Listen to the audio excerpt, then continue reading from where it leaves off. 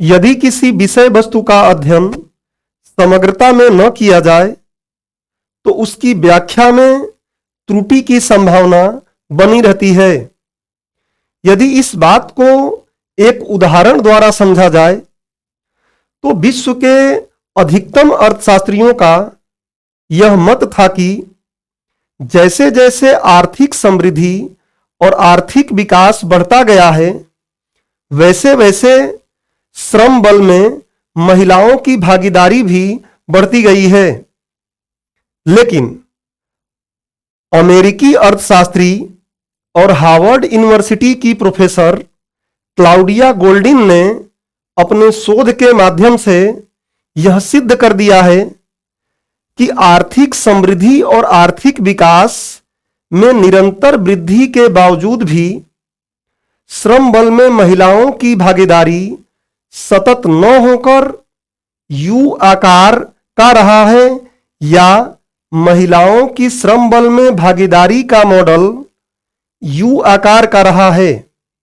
नमस्कार दोस्तों, राउज आईएएस के हिंदी यूट्यूब चैनल पर आपका स्वागत है।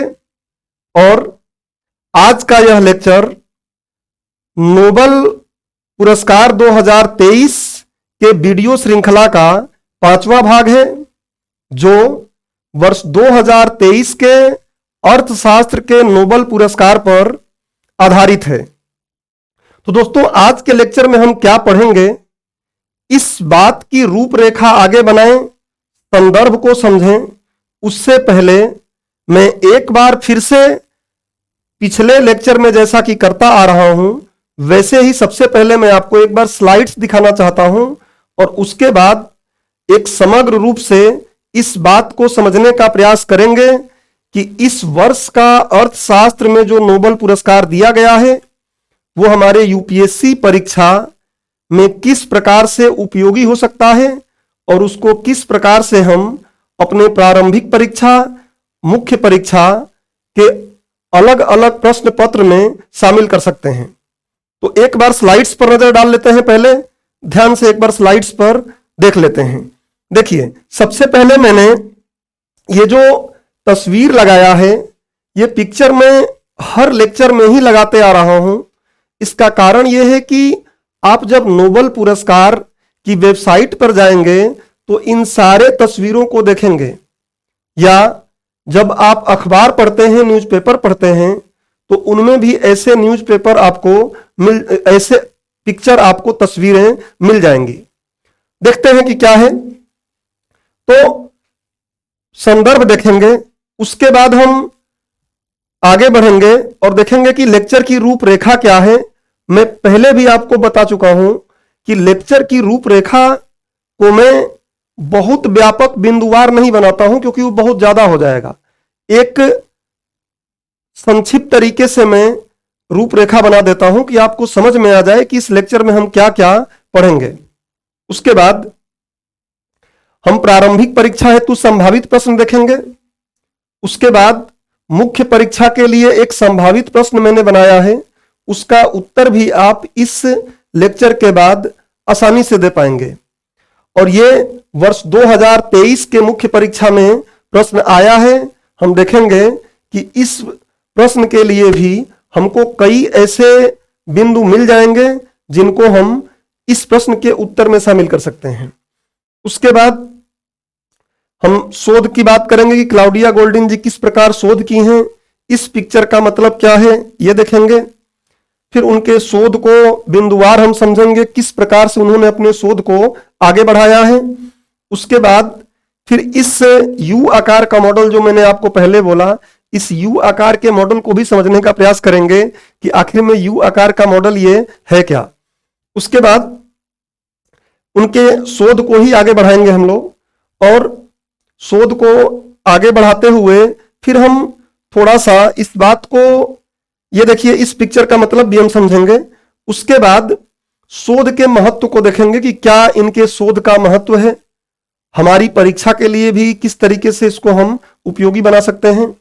उसके बाद इसको सतत विकास लक्ष्यों से भी मैं जोड़ के दिखाऊंगा आपको कि कैसे सतत विकास लक्ष्यों को जोड़ सकते हैं। भारत में क्या स्थिति है श्रम बल में महिलाओं की, ये भी देखेंगे। और उसके बाद कुछ डेटा मैं आपको दिखाऊंगा, आंकड़े दिखाऊंगा, भारत में क्या किया जाना चाहिए इन पर भी हम बात करेंगे। और उसके बाद क्या भारत में ऐसे कुछ प्रयास किए गए हैं, तो इस बात को भी हम देखेंगे। तो इस प्रकार मैंने आपको एक बार स्लाइड्स दिखा दिया, एक तरीके से रूपरेखा ही बता दिया। अब हम लोग इस लेक्चर को शुरू करेंगे। तो आते हैं फर्स्ट स्लाइड पर, और फर्स्ट स्लाइड पर सबसे पहले ये जान लेते हैं कि देखिए यहां पर जो भी ये पिक्चर लगाया गया है, तस्वीर लगाई गई हैं, इसका मैं छोटा सा ओवरव्यू दे देता हूं आपको कि यहां पर क्लाउडिया गोल्डिन जी हैं। इन्होंने क्या किया है, क्लाउडिया गोल्डिन क्या कर रही हैं, तो ये एक सूक्ष्मदर्शी जैसा कुछ लिए हैं। इसको इंग्लिश में क्या बोला गया है, रियर व्यू मिरर, लेकिन मैं हिंदी में इसको क्या बोलूंगा, अतीतदर्शी दर्पण, जिससे अतीत दिखता है। 200 साल पहले के इतिहास को यहां खंगालने का ये प्रयास कर रही हैं।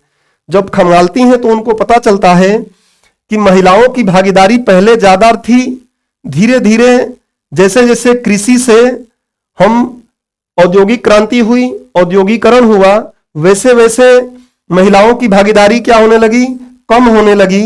और जब सेवा क्षेत्र फिर से आया, सेवा क्षेत्र 20वीं शताब्दी में सेवा क्षेत्र का, हालांकि इनका अध्ययन का केंद्र बिंदु अमेरिका का समाज रहा है, लेकिन कहीं ना कहीं ये पूरे विश्व के महिला श्रम बल के परिप्रेक्ष्य में लागू होता है, ऐसे रुझान दिखाई देते हैं, इसलिए ये महत्वपूर्ण है। तो सर्विस सेक्टर, सेवा क्षेत्र का जैसे उदय हो रहा है, कॉन्ट्रासेप्टिव पिल जैसे गर्भ निरोधक उपाय आने लगे, उस तरीके से धीरे धीरे महिलाओं की भागीदारी फिर से बढ़ी है।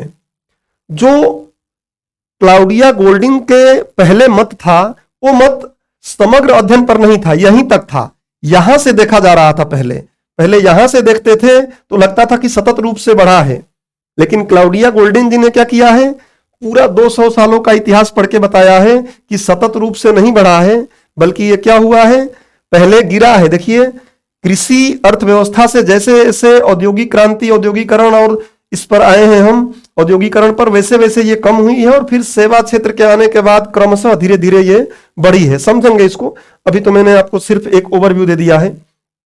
यहां पर वो बताती हैं कि एक ही काम के लिए महिलाओं और पुरुषों का जो वेतन होता है उसमें अंतर का क्या कारण है, तो कई कारण उन्होंने बताया है, हम आगे देखेंगे।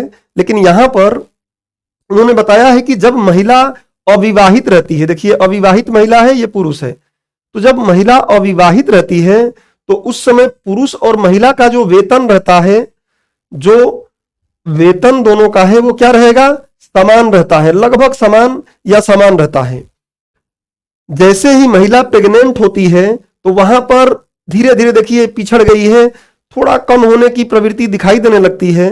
और महिला जैसे ही मां बनती है तो महिला का जो वेतन है वो कम होने लगता है धीरे धीरे, और पुरुषों का वेतन वही रह जाता है, मतलब या पुरुषों का वेतन बढ़ता है। कुल मिलाके पुरुष और महिला के बीच में जो वेतन का अंतर है वो यहां से खाई क्या होने लगती है, बड़ी होने लगती है।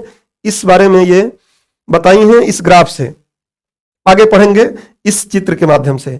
इस चित्र में क्या दिखाया गया है कि महिलाएं जब अपना अध्ययन के लिए, जब महिलाएं अध्ययन के लिए अपना प्लान, योजना बना रही होती हैं, तो उस समय उनके दिमाग में यह भी रहता है कि बच्चों को पालना है, बच्चों को देखना है, घर, जो हम बोलते हैं देखभाल इकोनॉमी, मतलब देखभाल का कार्य भी करना है।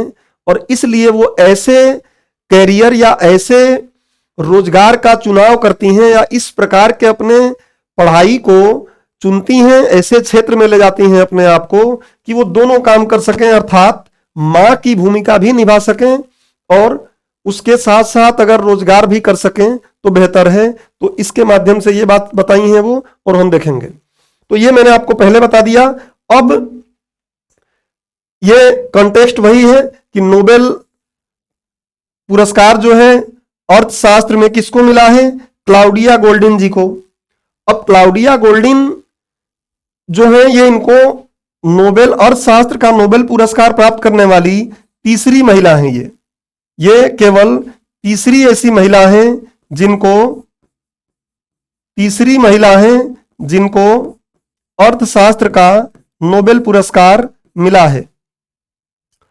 और वर्ष 1990 में, वैसे तो उन्होंने बहुत सी किताबें इस पर लिखा है, महिलाओं के बारे में, महिलाओं के श्रम बल के बारे में, लेकिन उनकी ये 1990 की किताब अत्यंत महत्वपूर्ण है, जिसको दिमाग में आप रखेंगे, understanding the gender gap an economic history of American women.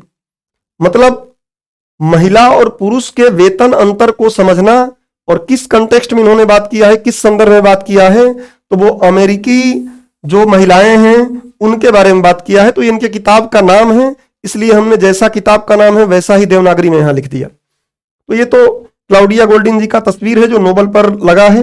अब बात करते हैं कि संदर्भ क्या है। तो संदर्भ आप बहुत अच्छे से समझ गए हैं, लेकिन फिर भी एक बार हम देख लेते हैं कि अर्थशास्त्र के क्षेत्र में वर्ष 2023 का नोबेल पुरस्कार, इससे पहले आप हमारा एक लेक्चर देखे होंगे जो पृष्ठभूमि पर है। इसी वीडियो सीरीज का जो पहला लेक्चर है वो नोबेल पुरस्कारों की पृष्ठभूमि पर है, और उसमें मैंने सब कुछ बताया है कि अर्थशास्त्र का नोबेल पुरस्कार कौन देता है, इसकी स्थापना पहले हुई थी या फिर बाद में हुई। तो ये सारी बातें मैं वहां बता चुका हूं। एक बार आपको अगर ऐसे कुछ तथ्य जानने हो तो वहां देख लीजिएगा, क्योंकि इस जो अर्थशास्त्र का नोबेल पुरस्कार है इसको नोबेल का समकक्ष पुरस्कार भी कहा जाता है, और इसको स्वीडन का जो केंद्रीय बैंक है, जिसको स्वेरिक्स, जिसका नाम क्या है, स्वेरिक्स, एक मिनट, स्वेरिक्स रिक्स बैंक, क्या नाम है, स्वेरिक्स रिक्स बैंक ऑफ स्वीडन, जो स्वीडन का केंद्रीय बैंक है, उसने 1968 में इसको स्थापित किया था, और 1969 से इसको दिया जाता है। ऐसे सारे तथ्य, ऐसी सारी बातें मैंने उस पृष्ठभूमि वाले लेक्चर में बता दिया है, तो फिर यहां पर फिर वही बात नहीं करते हैं, टॉपिक पे आते हैं। तो अर्थशास्त्र के क्षेत्र में वर्ष 2023 का नोबेल पुरस्कार अमेरिकी महिला अर्थशास्त्री क्लाउडिया गोल्डिन को उनके द्वारा श्रम बाजार में, अभी हम देखेंगे कि श्रम बाजार क्या होता है, मैं आपको हर एक बात इसमें समझाऊंगा जिससे कि आपको एकदम समग्र तरीके से पता चल जाए और यूपीएससी के मानक के अनुरूप हमारा अध्ययन भी हो जाए। तो श्रम बाजार में महिलाओं की भागीदारी एवं लिंग के आधार पर भुगतान असमानता, लिंग के आधार पर जो वेतन में असमानता होती है, इन पर इन्होंने अध्ययन किया है। असमानता पर किए गए शोध के लिए दिया गया है। तो ये कॉन्टेक्स्ट है, ये संदर्भ है। ध्यान रखिएगा कि इन्होंने श्रम बल में महिलाओं की भागीदारी और महिला पुरुष के बीच में जो वेतन का अंतर है उस पर शोध किया है इन्होंने, और हमारे समझ को और बेहतर बनाया है। अब बात करते हैं हम कि हमारे यूपीएससी के पाठ्यक्रम में, सिलेबस में कहां जुड़ेगा, मुख्य परीक्षा के किस पेपर से जुड़ेगा। प्रारंभिक परीक्षा में देखिए समावेशन लिखा हुआ है, गरीबी, इस टाइप की चीजों से क्वेश्चन अक्सर पूछा जाता है। महिलाओं के बारे में क्वेश्चन पूछा जाता है, महिलाओं की भागीदारी से इकोनॉमी में, तो वहां तो आ ही जाएगा, क्योंकि प्रारंभिक परीक्षा का जो पाठ्यक्रम है वो बहुत ही अस्पष्ट और छोटा है, तो आप डायरेक्ट वहां पर जोड़ सकते हैं, ऐसे क्वेश्चन आ सकते हैं, अभी हम देखेंगे आगे इस पर। और ये पेपर 4 में GS3 जिसको हम बोलते हैं, पेपर 4 GS3 जिसको हम अर्थशास्त्र, उसका एक भाग अर्थशास्त्र है, उस अर्थशास्त्र में या अर्थव्यवस्था में समावेशी विकास एवं इससे संबंधित मुद्दे नाम का टॉपिक है। समावेशी विकास तथा इससे संबंधित मुद्दे, उस टॉपिक से जुड़ जाएगा। समावेशी विकास क्या है, तो हमको पता है कि विकास ऐसा होना चाहिए जो हर वर्ग को उसका लाभ मिले, विकास का लाभ हर वर्ग को मिले, ऐसा विकास ही क्या कहलाता है, समावेशी विकास। अर्थात उस विकास का लाभ भी सबको मिले और उसमें सबकी भागीदारी भी रहे, महिलाओं की भागीदारी रहे, उसके साथ साथ जो वंचित वर्ग और भी हैं उनकी भागीदारी रहे, सबको इस विकास का लाभ मिले, तो ऐसे विकास को हम समावेशी विकास कहते हैं और ये आप अपने सिलेबस में अच्छे से पढ़े होंगे। दूसरा चीज, अगर हम अर्थशास्त्र में ही इसको जोड़ना चाहें तो एक जगह और जोड़ सकते हैं। क्या? जो पहला पॉइंट दिया है बेरोजगारी से संबंधित मुद्दे, वहां भी जोड़ सकते हैं इसको। बेरोजगारी से संबंधित मुद्दे, बेरोजगारी से संबंधित मुद्दे, वहां भी इसको हम जोड़ सकते हैं। और इसके अलावा अर्थात GS3 अर्थशास्त्र या जो अर्थव्यवस्था है हमारा टॉपिक, उसके अलावा भी आप इसको जो इंडियन सोसाइटी है उसमें जोड़ सकते हैं। जो हमारा GS2 रहेगा उसमें भी वंचित और पिछड़े वर्गों के लिए, वंचित शोषित वर्गों के लिए समाज की योजनाएं चलती हैं, समाज उनको उत्थान के लिए तमाम प्रकार के कार्यक्रम चलाता है, वहां भी जोड़ सकते हैं। उसके साथ साथ निबंध में भी ऐसे क्वेश्चन पूछे जाते हैं, तो निबंध में भी आज के इस लेक्चर से कई इनपुट ले सकते हैं आप, जो भविष्य में कहीं कोट कर सकते हैं, भविष्य में कहीं इनमें से कुछ बातों को वहां लिख सकते हैं। तो इस तरीके से कोई भी विषय वस्तु जो हम पढ़ते हैं वो एकदम कटा छटा केवल एक ही पेपर के लिए उपयोगी नहीं होता है, उसका कई जगहों पर उपयोग होता है। बस हमें यह समझना है कि किस तरीके से उसका उपयोग करना है अलग अलग प्रश्न पत्रों में। ठीक है, तो अब आगे बढ़ते हैं। ये तो हमने सिलेबस को देख लिया और संदर्भ देख लिया। अब लेक्चर की रूपरेखा, चूंकि मैंने आपको पूरा PPT ही दिखा दिया है, तो लेक्चर की रूपरेखा सिर्फ मैं यहां पे इसलिए लगाता हूं कि जब मैं आपको PDF लिंक के माध्यम से प्रोवाइड कराऊं तो उस समय आप पढ़ते समय इसको देखकर आगे जो भी आप पढ़ेंगे उसकी योजना बना सकें कि इसमें क्या क्या चीजें शामिल है। बट एक बार केवल हम पूर्णता के लिए इस बात को पढ़ देते हैं कि हम क्या पढ़ेंगे। लेक्चर की रूपरेखा हमारी क्या रहेगी, तो क्लाउडिया गोल्डिन जी के शोध को हम देखेंगे इन दोनों मुद्दों पर, और ये कि श्रम बल भागीदारी का क्या स्थिति रहा है पिछले 200 वर्षों में, और पुरुष महिला वेतन विषमता क्या रहा है ये देखेंगे। क्लाउडिया के जो शोध है इसका क्या महत्व है, तो वैश्विक संदर्भ में देखेंगे, भारत के संदर्भ में देखेंगे, तो देखेंगे कि श्रम बल की क्या स्थिति है। उसके बाद देखिए भारत के संदर्भ में यहां से देख रहे हैं। उसके बाद नीति और कानून कुछ देखेंगे कि क्या भारत में कुछ नीतियां और कानून इसके लिए बनाए गए हैं ताकि पुरुष और महिलाओं के बीच वेतन के अंतर को कम किया जा सके, प्लस महिलाओं को श्रम बल में ज्यादा लेकर आया जाए। क्या ऐसे कुछ नीतियां कानून हैं, और भारत में क्या किया जाना चाहिए जिससे कि इस प्रकार की विषमता को हम दूर कर सकें, और इनको हम पूरा एक एक करके समझेंगे। उसके साथ साथ प्रारंभिक और मुख्य परीक्षा के मैं संभावित प्रश्न भी दिया हूं जो PPT दिखाते समय आपको बताया। अब अगले स्लाइड पर हम आए तो प्रारंभिक परीक्षा का ये संभावित प्रश्न हम पढ़ेंगे, पूरा पढ़ने के बाद आके देखेंगे कि कर पा रहे हैं कि नहीं।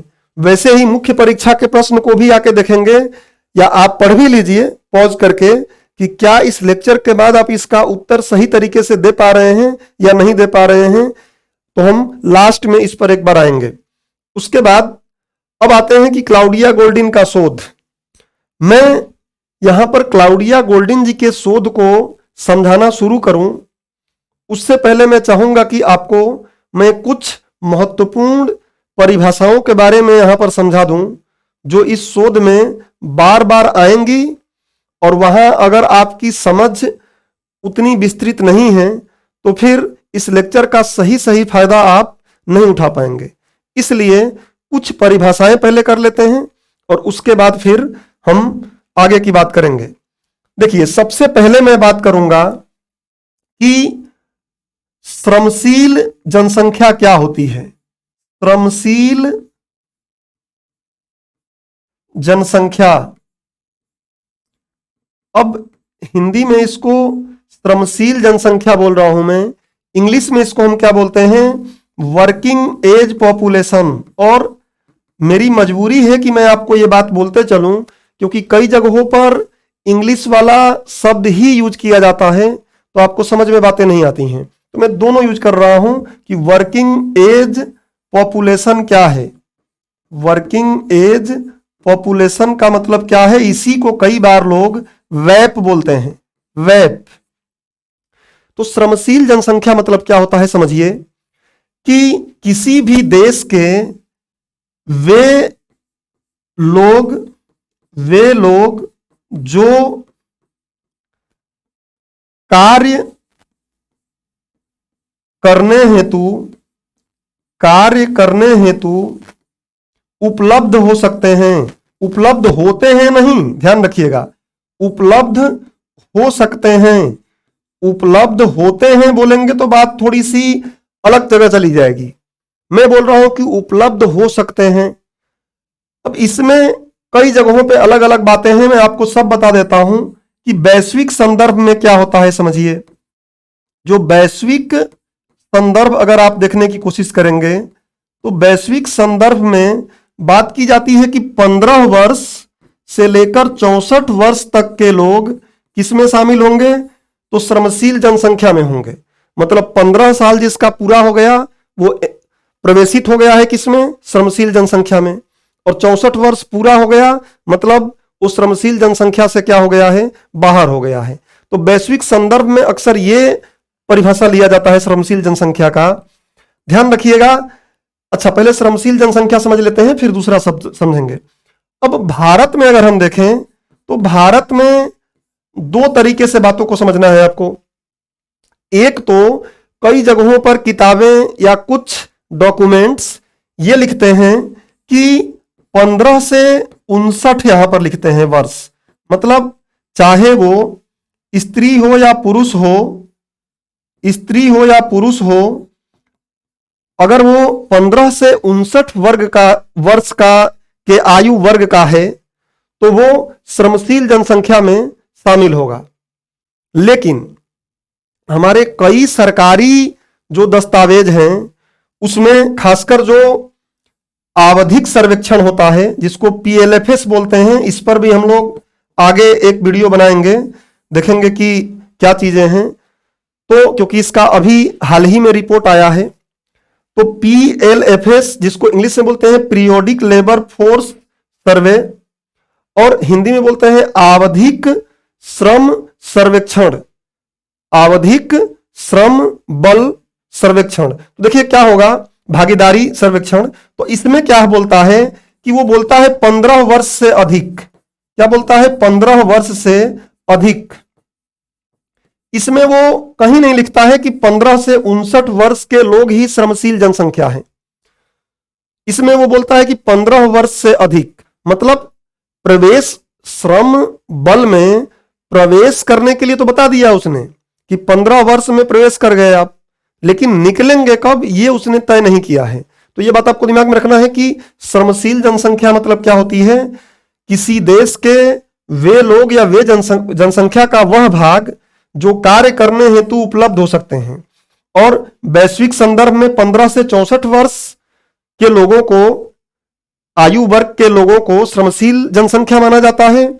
तो भारत में 15 से 59 वर्ष भी कई जगह हमें देखने को मिलता है, लेकिन हम अगर भारत सरकार का दस्तावेज देखें जो ये पीरियोडिक लेबर फोर्स सर्वे है, तो उसमें 15 वर्ष से अधिक लिखा हुआ है। तो ये आप दिमाग में रख सकते हैं, ज्यादा बेहतर यही रहेगा कि 15 वर्ष से अधिक ही हम बोले। तो श्रमशील जनसंख्या आप समझ गए होंगे। अब जस्ट इसके आगे एक और शब्द आता है, उसको भी मैं यही समझाऊं, जिसको हम बोलते हैं क्या, आश्रित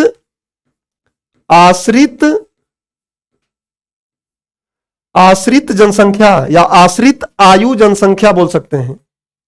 आश्रित आयु जनसंख्या, एज को अगर हम बोले तो, अदरवाइज आश्रित जनसंख्या।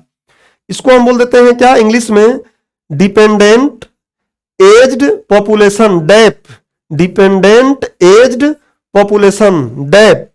अब डैप क्या है, तो सीधी बात यही इसी का उल्टा हो जाएगा कि जो क्या हो जाएगा, यहां पे कार्य करने हेतु उपलब्ध हो सकते हैं, ये कार्य करने हेतु उपलब्ध नहीं हो सकते हैं, कार्य करने हेतु नहीं उपलब्ध हो सकते हैं। अब पूरी बात यहां पर हिंदी में लिखने से बेहतर है, आप समझ गए होंगे, नहीं उपलब्ध हो सकते हैं। कौन नहीं उपलब्ध हो सकता, तो आप देखते हैं हमारे यहां बच्चों को काम पर आप नहीं रख सकते, बच्चों के सर्वांगीण विकास के लिए उनको शिक्षा की जरूरत है, बाकी जरूरत है, इसलिए उनको श्रम बल में शामिल नहीं करते हैं। तो कुल मिला के 15 वर्ष से जिनकी उम्र क्या है, कम है, वो इसमें शामिल नहीं होंगे। और अगर इस परिभाषा से हम जाएं, इंडिया के कंटेक्स्ट में देख रहे हैं, तो 59 वर्ष से ऊपर के लोग क्या हो जाएंगे, जिनकी उम्र 59 वर्ष से ऊपर है वो डैप में शामिल हो जाएंगे। लेकिन अगर ये वाला परिभाषा हम लें तो फिर हमें ये कंफर्म नहीं हो पा रहा है कि किस एज पर जाके आप श्रम बल से बाहर होंगे। मतलब इस परिभाषा से यह क्लियर हो रहा है कि 15 वर्ष से अगर आपकी उम्र कम है तो आप क्या हैं, डैप हैं, आश्रित आयु जनसंख्या है, आप डैप में शामिल होंगे। और वैश्विक संदर्भ में क्या हो जाएगा, तो 0 से 14 वर्ष, 0 से 14 वर्ष और 64 वर्ष से ऊपर, 64 वर्ष से ऊपर के जो लोग हैं वो क्या हो जाएंगे, क्योंकि ये कार्य नहीं करते इसलिए क्या हो जाते हैं, आश्रित आयु जनसंख्या में शामिल हो जाते हैं। तो एक परिभाषा में आपको समझा दिया, इस बात को सही से दिमाग में रख लीजिए। अब अगली बात हम देखते हैं। वैप और डैप अगर आपने समझ लिया तो अगली बात हमको समझना है क्या, जो बार बार इसमें इनके जो शोध को पढ़ेंगे तो बार बार ये बात आपको सुनने को मिलेगा और मैं भी बार बार बोलूंगा, तो क्यों ना अभी इस बात को हम समझ लें। इसको हम बोलते हैं क्या, इसको हम बोलते हैं कि श्रम बल भागीदारी, श्रम बल भागीदारी, श्रम बल भागीदारी, वर्क फोर्स या लेबर फोर्स पार्टिसिपेशन। तो श्रम बल भागीदारी दर बोल देते हैं, इसको इंग्लिश में क्या बोलते हैं, तो इसको हम बोलते हैं लेबर, मैं इंग्लिश वाला टर्म भी लिख देता हूं, labour force participation, participation rate. तो क्या हो गया, श्रम बल भागीदारी दर। इसका मतलब क्या है समझ लीजिए। इसका मतलब यह होता है कि किसी अर्थव्यवस्था में कितने लोग रोजगार में हैं या कितने लोग रोजगार चाह रहे हैं। अगर आप काम करना ही नहीं चाहते हैं तो फिर आप इसमें शामिल नहीं होंगे। आपके पास काम है तब तो आप शामिल हैं ही, या आप काम ढूंढ रहे हैं, आपके पास काम नहीं है लेकिन आप काम ढूंढ रहे हैं तो आप भी इसमें शामिल होंगे। तो हम इसको थोड़ा साधारण भाषा में लिखते हैं क्या, कि रोजगार में शामिल लोग, एकदम तोड़कर मैं आपको समझाने का प्रयास करूंगा कि हर बात समझ में आ जाए। रोजगार में शामिल व्यक्ति या लोग बोल दो, प्लस रोजगार ढूंढ रहे लोग, और लोगों की संख्या है, ध्यान रखिएगा, रोजगार ढूंढ रहे लोगों की संख्या। बेरोजगार व्यक्ति भी बोल सकते हैं, और बेरोजगार का मतलब अब वो एक नया टॉपिक हो जाएगा, वहां हम नहीं जाएंगे, लेकिन बस समझ लीजिए कि बेरोजगार का मतलब वो व्यक्ति है जो काम तो ढूंढ रहा है लेकिन उसको काम नहीं मिल रहा है तो वो बेरोजगार है। बाकी इसकी अलग अलग परिभाषाएं हैं, उन परिभाषाओं को हम जब एक नया लेक्चर लेकर आएंगे जो केवल पीरियोडिक लेबर फोर्स सर्वे, जो हमारा आवधिक श्रम बल सर्वेक्षण का रिपोर्ट आया है, उस रिपोर्ट को देखेंगे और पढ़ेंगे तो वहां मैं आपको डिटेल में समझाऊंगा। अभी इतनी बात बता दे रहा हूं कि आपको ये लेक्चर पूरा भली भांति समझ में आ जाए। तो रोजगार में शामिल लोग प्लस रोजगार ढूंढ रहे लोग, और बटा में क्या हो जाएगा, कुल जनसंख्या, बटा में कुल जनसंख्या। और चूंकि प्रतिशत में इसको निकालना होता है इसलिए आप ऊपर 100 से क्या कर देंगे, गुणा कर देंगे, तो प्रतिशत निकल जाएगा। तो ये तो हो गया क्या, श्रम बल भागीदारी दर। अब यहां पर जो शब्द यूज हुआ है वो क्या है, महिलाओं की श्रम बल में भागीदारी। क्या है, महिला श्रम बल भागीदारी दर, महिला श्रम बल भागीदारी दर मतलब women labour force participation rate. अब ये क्या है, तो टोटल जनसंख्या में हम निकाल के देखते हैं तो ठीक यही बात आ जाएगा कि रोजगार में कितनी महिलाएं शामिल हैं, बराबर क्या हो जाएगा कि कि रोजगार में शामिल महिलाएं, रोजगार में शामिल महिलाएं, रोजगार में शामिल महिलाएं प्लस रोजगार ढूंढ रही महिलाएं, रोजगार ढूंढ रही महिलाओं की संख्या, महिलाओं की संख्या बटा में कुल जनसंख्या लेंगे। यहां पे हमको टोटल में निकाल रहे हैं, कुल जनसंख्या में निकाल रहे हैं, केवल महिलाओं में नहीं निकाल रहे हैं। अगर केवल टोटल महिलाओं में निकालना रहेगा तो हम टोटल महिला यहां लिख देंगे कि उस देश में, उस अर्थव्यवस्था में कुल कितनी महिलाएं हैं, लेकिन हम टोटल श्रम बल में निकाल रहे हैं तो यहां कुल जनसंख्या ही लिखेंगे और इनटू में ऊपर फिर से 100 कर देंगे। तो यह है श्रम बल भागीदारी दर। यहां मैं फिर से एक बार जोर देकर बोलना चाहता हूं कि महिला श्रम बल भागीदारी दर दो तरीके से हम निकाल सकते हैं। एक तो कुल जनसंख्या में, जब कुल जनसंख्या में लिखेंगे तो हम ऊपर रोजगार में शामिल महिलाओं की संख्या प्लस रोजगार ढूंढ रही महिलाओं की संख्या बटा में कुल जनसंख्या इंटू ऊपर 100 लिखेंगे। लेकिन अगर केवल महिलाओं में ही हम देखना चाहते हैं कि टोटल महिलाओं में कितनी महिलाएं क्या है श्रम बल में शामिल हैं, तो उस समय आप कुल जनसंख्या न रख के यहां पर क्या कर देंगे, केवल उस देश के कुल महिलाओं की संख्या ले लेंगे। खैर, ये सारी बातें आप पहले भी पढ़े होंगे लेकिन मैं आपको क्लियर करते हुए चल रहा हूं, तो ये बात आप समझ गए। अब थोड़ा आगे हम चलते हैं और 2-3 बात और यहां समझ लेते हैं जो जरूरत पड़ेगी। क्लाउडिया गोल्डिन जब अपना शोध की हैं तो उनका शोध का केंद्र बिंदु एक तो अमेरिका रहा है, दूसरा चीज उनका भाषा क्या है, इंग्लिश। तो कुछ ऐसे शब्दों का उन्होंने प्रयोग किया है जिसको हमें अपने हिंदी माध्यम के अकॉर्डिंग बात को समझ लेना है कि क्या वो बोलना चाह रही हैं। तो पहली बात हमें समझते हैं कि वो बोलती हैं एक जगह पे ग्रीडी जॉब्स। मैं एकदम अभी इजी वे में समझाऊंगा आपको। ग्रीडी जॉब्स जिसको हम बोल सकते हैं क्या, लालच युक्त नौकरियां। क्या बोल सकते हैं, लालच युक्त नौकरियां, लालच युक्त नौकरियां। एक उन्होंने और चीज यूज किया है जिसको उन्होंने बोला है क्या, मम्मी ट्रैक। उन्होंने क्या बोला है, मम्मी ट्रैक, जिसको हम हिंदी में लिखेंगे मां ट्रैक। अब ये क्या कहना चाह रही हैं, थोड़ा इस बात को हम समझ लेते हैं। देखिए, लालच युक्त नौकरियां मतलब क्या है, ऐसी नौकरी जिसमें वेतन ज्यादा है, ऐसी नौकरी जिसमें वेतन तो क्या है, ज्यादा है, लेकिन इसमें भाग दौड़ बहुत ज्यादा है। भाग दौड़ ज्यादा मतलब क्या, आपको फ्रिक्वेंटली यात्रा करनी पड़ सकती है, आपको नाइट में आके काम करना पड़ सकता है, मैं हिंदी ही लिखूं, आपको रात्रि में आके काम करना पड़ सकता है। उसके अलावा और भी ऐसे बहुत सी शर्तें हैं जिन शर्तों को मतलब महिलाओं के लिए करना थोड़ा मुश्किल हो जाता है। आपको यात्रा करना पड़ सकता है, काम के घंटे कभी भी बदल सकते हैं। तो इस टाइप के जो जॉब हैं उनमें वेतन तो ज्यादा है और इन जॉब को बोल रही हैं ग्रीडी जॉब्स, लालच युक्त नौकरियां। इसको हम जब पढ़ेंगे तो वहां समझेंगे कि वो किस कंटेक्स्ट में बोल रही हैं, लेकिन इसका मतलब क्या होता है समझ गए। और मम्मी ट्रैक मतलब क्या है, तो ये भी नौकरी है, इसमें क्या है, वेतन कम है, इसमें वेतन क्या है, कम है।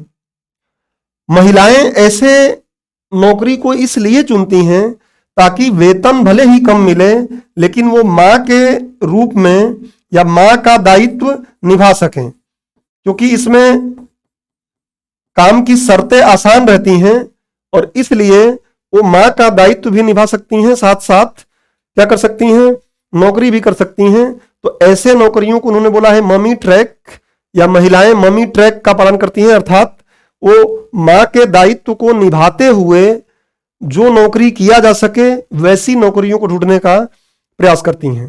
तो ये मम्मी ट्रैक और लालच युक्त नौकरियां शब्द आएगा तो आपको वहां पे समझ में आ जाएगा।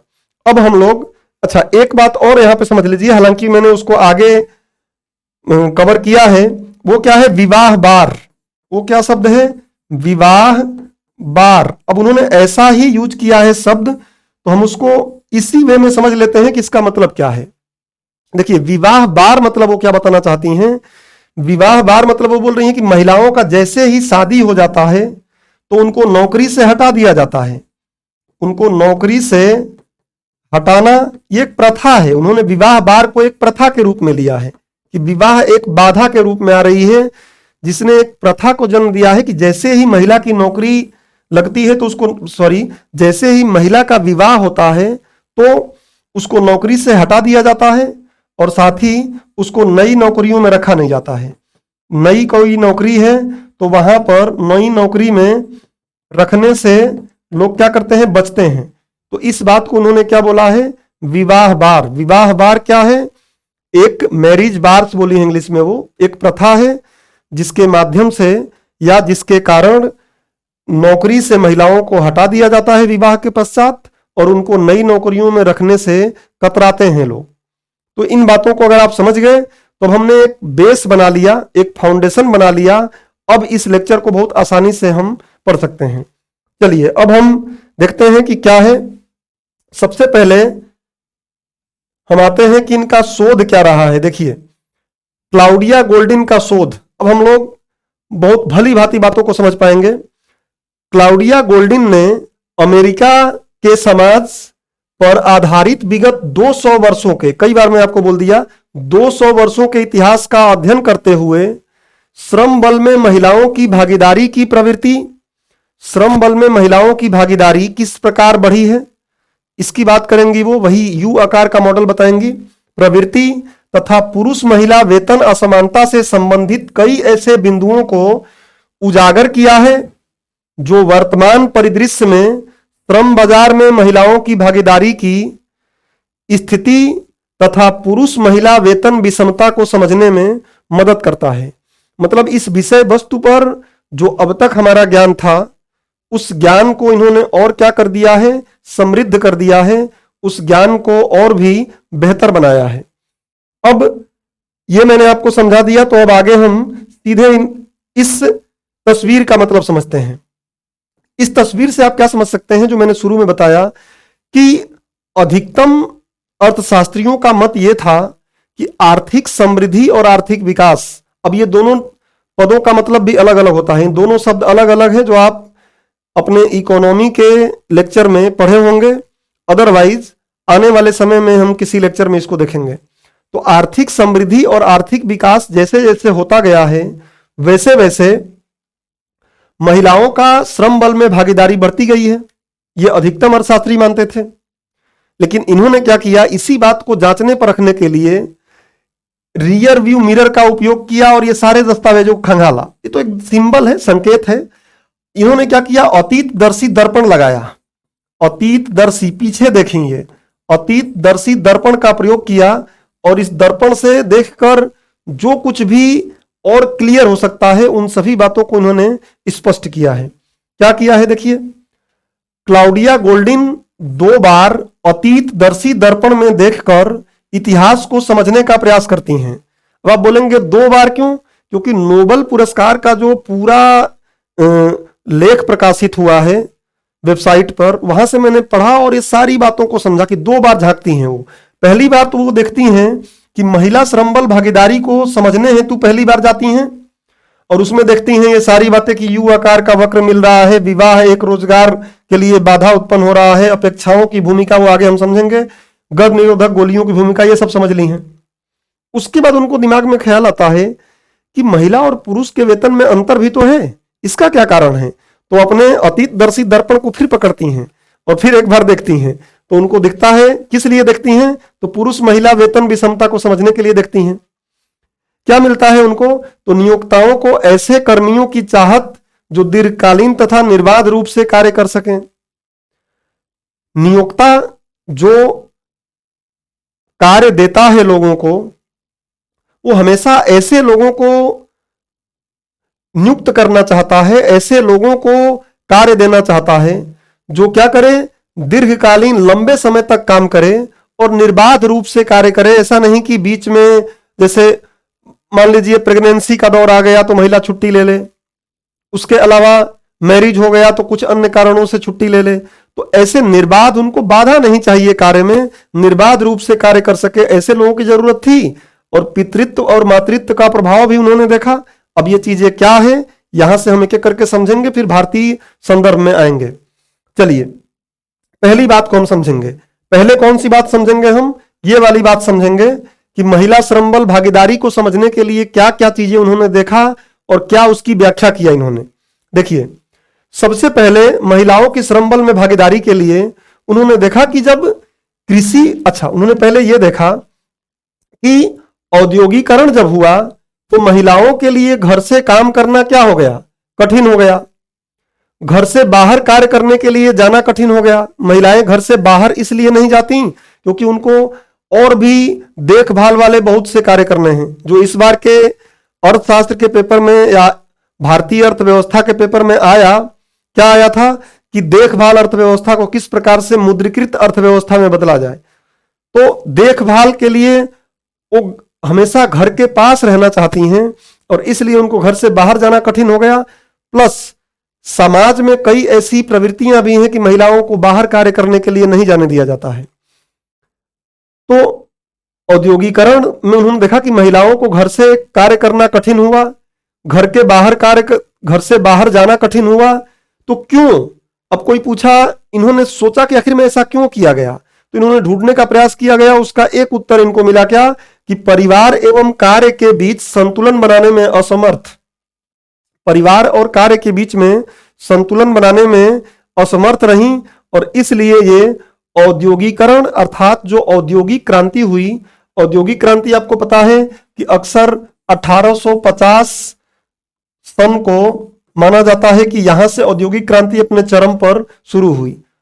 अन्यथा इससे अगर हम पहले देखें तब भी औद्योगिक क्रांति के बीज तो डल ही गए थे, लेकिन एक तरीके से जो चरम पर चीजें बढ़ना शुरू हुई वो कब से हुई? 1850 से। तो इन्होंने पीछे झांका कि पीछे क्या था, तो पीछे उन्होंने कहा कि जब कृषि प्रधान समाज हुआ करता था, अर्थात 1850 से पहले आप बोल सकते हैं आपकी, और इससे पहले 17वीं शताब्दी, 18वीं शताब्दी से भी पीछे चले जाए हम, 16वीं शताब्दी, 15वीं शताब्दी, वहां तक की चीजें अगर हम देखें, हालांकि इन्होंने मैक्सिमम 17वीं शताब्दी तक ही गई हैं। तो कृषि प्रधान जब समाज था तो महिलाओं की भागीदारी श्रम बल में अधिक थी। तो ऐसा क्यों? उनके दिमाग में आया कि फिर ऐसा क्यों था, तो उनको यह समझ में आया कि महिलाएं घरेलू जिम्मेदारी भी पूरा कर लेती थीं, कृषि में काम कर लेती थी क्योंकि कृषि प्रधान समाज था। और ये अमेरिका के संदर्भ में देख रही है, ध्यान रखिएगा। भारत में तो अभी भी कृषि प्रधान अर्थव्यवस्था ही तरीके से है। कुटीर उद्योग, जो कुटीर उद्योग थे वहां काम कर लेती थी। तो इस प्रकार से क्या होता था, वो श्रम बल में उनकी भागीदारी ज्यादा थी। और जैसे ही औद्योगिकरण का दौर आया तो उसके बाद महिलाओं की भागीदारी क्या हो गई, धीरे धीरे कम होने लगी। अब यहां आपको एक बात और दिमाग में रखना है कि जब कृषि प्रधान अर्थव्यवस्था था तो उस समय उन्होंने देखा कि जो अमेरिका की बात कर रही है, हालांकि भारत में भी ये चीज है कि अगर मान लीजिए अमेरिका में कोई जनगणना करने गया, भारत में भी समझिए जनगणना करने गया, और किसी महिला से पूछा कि आपका व्यवसाय क्या है या आप क्या करती हैं, पूछा जाएगा कि आप क्या करती हैं, तो दिक्कत क्या होती है कि वो महिला बोलती है कि मैं गृहिणी हूं, और अमेरिका के कंटेक्स्ट में उन्होंने क्या बोला है? पत्नी। तो पत्नी को व्यवसाय माना जाता है। उन्होंने बोला है कि आपका व्यवसाय क्या है, तो मैं हाउस वाइफ हूं, मैं पत्नी हूं। तो इसलिए क्या किया था, बोला जाता था कि ये श्रम बल में नहीं है महिला, लेकिन वो कुटीर उद्योग में भी काम करती थी, कृषि क्षेत्र में भी काम करती थी, और भी जो उनके पति के या परिवार के जो कार्य होते थे उसमें भी काम कर लेती थी। तो उन्होंने देखा कि ये जनगणना का तरीका गलत था, इसमें सही आंकड़े नहीं आ रहे थे, और इसलिए ऐसा कहा जा रहा था कि श्रम बल, यहां पर श्रम बल में महिलाओं की भागीदारी कम थी। लेकिन उन्होंने जब ये सारी चीजें समझाकर लोगों को बताया तो उन्होंने बताया कि नहीं, कृषि प्रधान जो समाज था उसमें महिलाओं की भागीदारी तो अधिक थी, और अधिक इसलिए थी, भारत में भी जोड़ लो, भारत में भी जनगणना जब होता है और गांव में जाते हैं लोग जनगणना करने के लिए, तो अक्सर यही पूछते हैं कि आप क्या करते हैं या आपका व्यवसाय क्या है। तो कोई बोल देता है, जैसे मेल है तो किसान बोल देता है, मजदूरी बोल देता है, महिलाएं अक्सर गृहिणी बोल देती हैं। तो उनको लगता है कि ये कार्यबल में नहीं है, लेकिन वो काम तो कर रही है ना कहीं, जो देखभाल अर्थव्यवस्था एक तरीके से है आज मुद्रीकृत नहीं हो पाई है। तो ये बात आप समझ गए होंगे कि इस स्लाइड का मतलब क्या है कि महिलाओं के श्रम बल में भागीदारी को ऐसे उन्होंने देखा कि कृषि प्रधान समाज में ज्यादा थी, कम करके दिखाया जाता था। उसका कारण यह था, उन्होंने ठीक किया और बताया कि इन काम में लगी हुई थी, इसलिए ये देखभाल अर्थव्यवस्था जैसा काम था, इसको गणना में शामिल नहीं कर रहे थे, जनगणना में इसको सही तरीके से प्रदर्शित नहीं किया जा रहा था, इसलिए बोला जाता था कि कम भागीदारी है, लेकिन उस समय भागीदारी ज्यादा थी। जैसे ही औद्योगिकरण हुआ तो उस समय घर से बाहर निकलना महिलाओं के लिए कठिन हुआ, क्योंकि वो परिवार और कार्य के बीच में संतुलन नहीं बना पा रही थी, और इसलिए क्या हुआ कि उनका श्रम बल में भागीदारी घटना शुरू हुआ। इसको उन्होंने बहुत अच्छे से समझाया है ये चित्र के माध्यम से, जो शुरू शुरू में मैंने आपको थोड़ा सा ओवरव्यू दिया था। दोस्तों एक बार और मैं आपको एक बात समझा दूं कि यहां पर जो मैं सदी की बात करूंगा ना, सदी या शताब्दी, तो कई बार मैं देखता हूं कि स्टूडेंट इसमें दिक्कत का सामना करते हैं। शताब्दी या सदी की जब मैं बात करता हूं, तो अगर मान लीजिए मैं बोलता हूं कभी आपसे कि 17वीं शताब्दी, 17वीं शताब्दी, तो इसका मतलब क्या है कि ये 1600 से सन 1600 से शुरू हुई और जाके सन 1699 पर क्या हो गई, खत्म हो गई। ये है 17वीं शताब्दी। तो इसलिए ये भी बात जानना जरूरी है, नहीं तो पता चले कि आप जो मैं व्याख्या कर रहा हूं वो सही व्याख्या हो ही नहीं पाए। 16वीं शताब्दी, देखिए ये 17वीं शताब्दी कहलाएगी क्योंकि यहां से शुरू हुआ है, फिर 1 2 3 4 जाते जाते जैसे ही 1700 आ जाएगा तो समझ लीजिए एक जोड़ लीजिएगा इसमें, तो ये क्या बन जाएगा, 18वीं शताब्दी हो गई। और ये कब तक चलेगा, 1799 तक।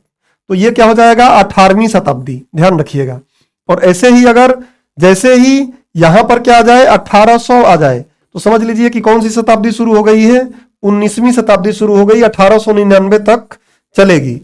मैं पूरा ही आपको समझा दूं तो बेटर रहेगा, फिर मिटा दूंगा। अगर मैं यहां आपसे बोलूं 20वीं शताब्दी, तो 20वीं सदी की बात अगर हम करेंगे तो क्या हो जाएगा, ये 1900 से शुरू होगा और 1999 पर खत्म हो जाएगा। मैं अब तक इसलिए आ रहा हूं क्योंकि आपको क्लियर बात हो जाए कि हाँ अभी हम 21वीं शताब्दी बोल रहे हैं। और 21वीं शताब्दी दोस्तों क्या कहलाएगा, देखिए 21वीं सदी की अगर हम बात करेंगे तो 21वीं सदी का मतलब क्या हो जाएगा कि 2000 से शुरू होगी कहानी और 2099 पे जाके खत्म होगी। इसलिए अभी कौन सी शताब्दी चल रही है, 21वीं। और यहां आने के बाद आप मेरी बातों से एकदम सहमत हो गए होंगे, अगर क्लियर नहीं होगा आपको तो, कि किसी शताब्दी की बात जब होती है तो जैसे 17वीं है तो वो 1600 से शुरू होगी 1699 तक। 15वीं बोलेगा तो क्या हो जाएगा, 1400 से शुरू होगी 1499 तक। इस तरीके से आपको समझना है बातों को। अब मैं ये बात तो मुझे मिटाना ही पड़ेगा, आपको लिखना हो तो लिख लीजिएगा। मैं इस बात को मिटाता हूं और फिर आपको इनके चित्र को समझाने का प्रयास करता हूं। देखिए क्या बोल रही हैं ये बता रहा है क्या कि कितने परसेंटेज में, प्रतिशत में कितनी महिलाएं, और खासकर ये मैरिड विवाहित महिलाओं के लिए बता रही हैं कि विवाहित महिलाएं कितनी शामिल हैं। तो ये प्रतिशत दिखा रहा है और ये महिलाओं की संख्या है। देखिए जब 1790 के आसपास यहां से कहानी शुरू कर रहे हैं, तो देखिए यहां पर ये महिलाओं का भागीदारी ज्यादा है एग्रीकल्चर जब है। तो जैसे ही औद्योगिक क्रांति का काल शुरू हो रहा है तो देखिए क्या होने लग रहा है, भागीदारी कम होने लगी। और एक समय के बाद ये क्या हो गई, बहुत कम हो गई। लेकिन जैसे ही कॉन्ट्रासेप्टिव पिल अर्थात गर्भ निरोधक गोलियां आ गई, आज तो गर्भ निरोधक बहुत से उपाय हैं, ये गर्भ निरोधक गोलियों की बात की हैं क्योंकि ये 1960 के दशक की बात कर रही हैं। उसके बाद जो उनका अपेक्षाओं की बात आई कि अपेक्षाएं उनकी होने लगी कार्य करने के लिए, तो हम आगे देखेंगे किस तरीके से बढ़ी, बदलाव आया उनके अपेक्षाओं में। और एजुकेशन बढ़ा तो धीरे धीरे, और साथ साथ क्या आया, सेवा क्षेत्र का उदय हुआ। हमारे यहां तो सेवा क्षेत्र का उदय बाद में हुआ, लेकिन अमेरिका में पहले भी होने लगा। और खासकर चिकित्सा में जो स्वास्थ्य से जुड़ी चीजें हैं, उसके अलावा जो शिक्षण वाले कार्य हैं, इस टाइप की चीजों में जैसे ही उदय हुआ, और अभी प्रेजेंट में जो सेवा क्षेत्र है उसमें और भी जो चीजें आगे बढ़ी हैं तकनीक, तो उससे धीरे धीरे इनका क्या हुआ है, भागीदारी बढ़ी है। तो ये बात इन्होंने इस चित्र के माध्यम से समझाया है। आगे बढ़ते हैं। अब दूसरी बात क्या उन्होंने देखा कि एक तो उन्होंने देखा कि कृषि प्रधान समाज में क्या था, और जब औद्योगिकरण हुआ तब क्या हुआ। उसके बाद उन्होंने देखा कि विवाह रोजगार में, विवाह देखिए यहां पे कोट अनकोट है, तो विवाह रोजगार हेतु बाधा के रूप में उन्होंने देखा। यही विवाह बार की बात मैंने शुरू में आपको समझाया था। तो उन्होंने देखा क्या, अवलोकन क्या किया उन्होंने कि 20वीं सदी की शुरुआत तक 20% महिलाएं कार्यबल में शामिल थीं। ये अमेरिका पर शोध आधारित है, तो वहां की बात कर रही हैं। मैं पहले ही बोल रहा हूं कि 20% महिलाएं कार्यबल में शामिल थीं, लेकिन उसमें से मात्र 5% महिलाएं ही क्या थीं, विवाहित थीं। तो ये तो उन्होंने देखा, अवलोकन किया। अब कारण ढूंढने का प्रयास किया उन्होंने, तो कारण क्या मिल रहा है, देखिए कारण क्या था, विवाह बार। विवाह बार पहले भी समझा दिया, यहां आपको लिखा लिखाया मिल भी जाएगा, पीडीएफ में भी देख सकते हैं कि विवाह के बाद महिलाओं को काम से निकालने व काम पर न रखने की प्रथा ही क्या कहलाती है, विवाह बार। दूसरा, सेवा क्षेत्र में लंबा एवं निर्बाध रोजगार हेतु, शुरू में ही बताया कि सेवा क्षेत्र में नियोक्ता हमेशा ये चाह रहे थे कि जो कर्मचारी हमारा रहे वो निर्बाध रूप से बिना किसी बाधा के लंबे समय तक कार्य करें, जो कि महिलाओं के केस में दिक्कत हो सकता है। क्या, तो मैटरनिटी, जब भी उनको मातृत्व वाली समस्या आएगी, मातृत्व वाला जैसे ही समय आएगा तो उस समय उनको छुट्टी लेना ही पड़ेगा। तो इस तरीके से सेवा क्षेत्र में लंबा और निर्बाध रोजगार हेतु भी वो महिलाओं को रखने से कतराते थे। महिलाओं को श्रम बल से बाहर कर दिया जाता था, हेतु के बाद मैंने ये बॉक्स में अलग कर दिया है। अतः 20वीं सदी के उत्तरार्ध में, जो 20वीं सदी का उत्तरार्ध था, अब 20वीं सदी दोस्तों आप समझ रहे होंगे, 20वीं सदी मतलब क्या, 1900 से लेकर 1999 तक, और उत्तरार्ध मतलब 50 के बाद, मतलब 1950 के बाद, इसको उत्तरार्ध बोलेंगे। 1950 के बाद की जो बात है इसी को हम क्या बोलेंगे, उत्तरार्ध। तो उत्तरार्ध में देखा उन्होंने कि महिला श्रम बल में वृद्धि के बावजूद भी भागीदारी क्या हुई, कम, मतलब अधिकतम महिलाएं ज्यादा, देखिए श्रम बल, इसलिए शुरू में समझाया, श्रम बल महिलाएं रोजगार में आईं, उसके साथ साथ अधिकतर महिलाएं रोजगार ढूंढने के लिए भी प्रयास करने लगी, श्रम बल में तो शामिल हुई, लेकिन उस समय भी उनकी वृद्धि क्या हुई, इन सब में वृद्धि होने के बाद भी भागीदारी जो हुई वो क्या हुई, कम हुई, उतने महिलाओं को रोजगार नहीं मिल पाया। अब बात आती है आगे, तो विवाह की बात हो गई, विवाह एक समस्या रहा। दूसरी बात उन्होंने देखा कि अपेक्षाओं एवं व्यवसाय, या इसी को आजीविका आप बोल लीजिएगा या इसी को रोजगार बोल लीजिएगा, जो आपको अच्छा लगे। तो एक उन्होंने चीजें यह भी देखा कि अपेक्षाओं एवं व्यवसाय आजीविका के विकल्पों की भूमिका भी इसमें बहुत बड़ा भूमिका अदा करती है। कैसे, तो महिलाओं से अपेक्षा क्या होता है, महिलाओं से अपेक्षा यह होता है कि मां की भूमिका निभाए, बच्चों को पाले, और भी घर के जो लोग हैं उनको देखभाल करे, और वही बच्चों का, मां का भूमिका निभाए, बच्चों का पालन पोषण करे। यह अपेक्षा होती है महिलाओं से, और महिलाओं की खुद भी अपेक्षा रहती है कि मुझे यह काम करना है। दूसरा क्या है, इससे व्यवसाय और आजीविका क्या होता है, प्रभावित हो जाता है। बचपन से ही महिलाएं अपने लिए ऐसा व्यवसाय चुनती हैं जिसमें वो इन कार्यों के साथ ही वेतनी कार्य कर सकें, और इसलिए शुरू से ही वो क्या करती हैं, अपेक्षाकृत पुरुषों से पुरुषों की तुलना में कम वेतन वाले व्यवसायों की चुनाव करती हैं, या चुनाव करना उनका मजबूरी बन जाता है। तो ये एक महत्वपूर्ण चीजें उन्होंने देखा। अब आगे बात करते हैं हम गर्भ निरोधक गोलियों की भूमिका। क्या, गर्भ निरोधक गोलियां जब आई, क्योंकि उन्होंने देखा कि 1960 के आसपास महिलाओं की श्रमबल में भागीदारी और बढ़ने लगी, तो ऐसा क्या हुआ, तो जब कारण उन्होंने ढूंढा तो उसमें गर्भ निरोधक गोलियों का आगमन पता चला। और वो क्या है, देखिए अवलोकन क्या किया उन्होंने कि 1960 के दशक के अंत में गर्भ निरोधक गोलियों के उपयोग किया जाने लगा, और उससे महिला श्रमबल भागीदारी में वृद्धि हुई।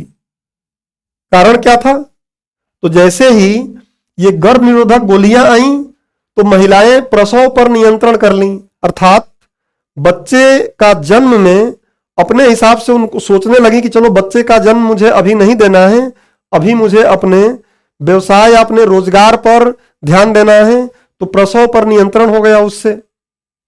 उसके बाद रोजगार व मातृत्व योजना निर्माण आसान हो गया। रोजगार और मातृत्व कब बच्चे पैदा करना है ये थोड़ा उनके लिए आसान हो गया।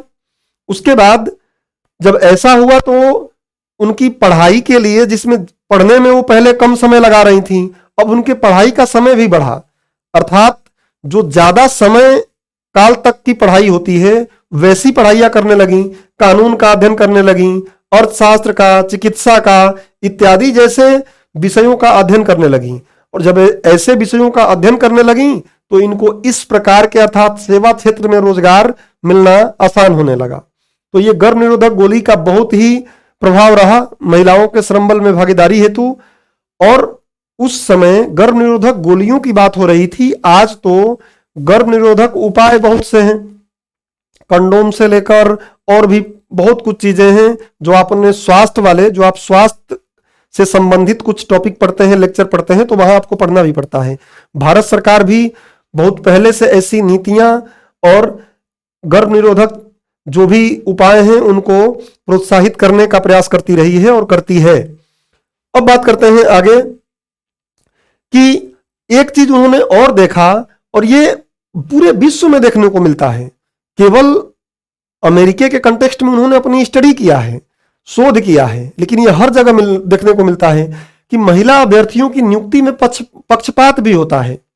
कैसे पक्षपात होता है? तो उन्होंने देखा, उन्होंने एक बड़ा बढ़िया एग्जाम्पल दिया है कि आर्केस्ट्रा के लिए, आर्केस्ट्रा आप समझ ही रहे होंगे, आर्केस्ट्रा के लिए ऑडिशन हो रहा था, मतलब चुनाव किया जा रहा था जो उसमें कार्य कर सकें। तो एक पर्दा लिया गया और जो चुनाव करने वाले लोग हैं, जो निर्णय लेने वाले लोग हैं, उनको पर्दे के पीछे रख दिया गया। मतलब वो कैंडिडेट जो अभ्यर्थी है उसको देख नहीं पाएंगे, अभ्यर्थी को देख नहीं पाएंगे। अब अभ्यर्थी यहां पे बहुत से खड़े हैं, इन अभ्यर्थी में से कोई भी एक अभ्यर्थी को बुला लिया गया और उससे बोला गया कि आप ऑर्केस्ट्रा बजा के दिखाओ। तो ऑर्केस्ट्रा बजाएंगे वो तो केवल आवाज सुनाई देगी कान में, दिखाई तो देंगे नहीं। तो देखा गया कि जब ऐसा पर्दा रख के किया गया तो उसमें महिलाओं का चुनाव ज्यादा हुआ, महिलाओं को ज्यादा चुना गया। और जैसे ही पर्दा हटा के जब किया जाता था तो उस समय देखा था कि महिला बहुत कम महिलाओं का चुनाव होता था और पुरुषों का चुनाव ज्यादा किया जाता था।